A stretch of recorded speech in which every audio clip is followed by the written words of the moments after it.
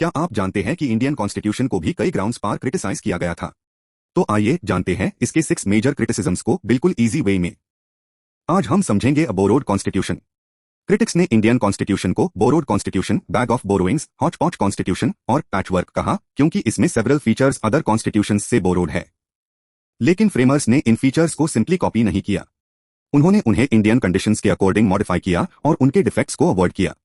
B are Ambedkar के according constitution की originality अन variations में है, जो फॉल्ट्स को रिमूव करने और कंट्री की नीड्स के अकॉर्डिंग कॉन्स्टिट्यूशन को सूटेबल बनाने के लिए किए गए।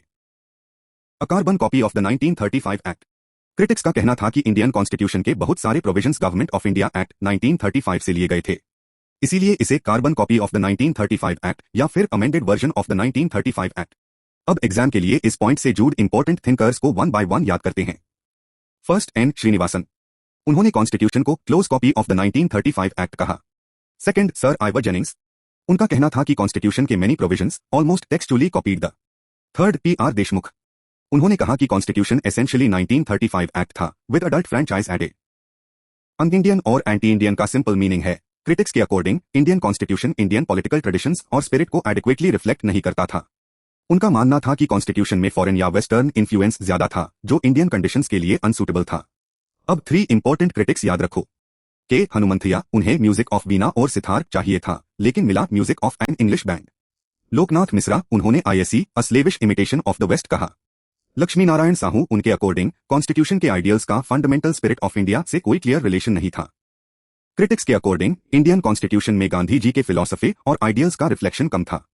उनका मानना था कि कॉन्स्टिट्यूशन का बेस विलेज और डिस्ट्रिक्ट पंचायत होना चाहिए।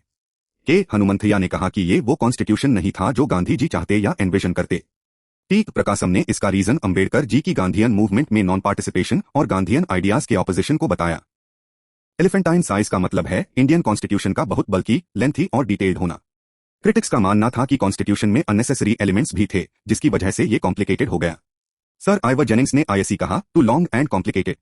वही एच.वी. कामथ ने कॉन्स्टिट्यूशन की बल्किनेस को एलिफेंट यानी हाथी से कंपेयर किया, जो कॉन्स्टिट्यूएंट असेंबली का एम्ब्लेम था।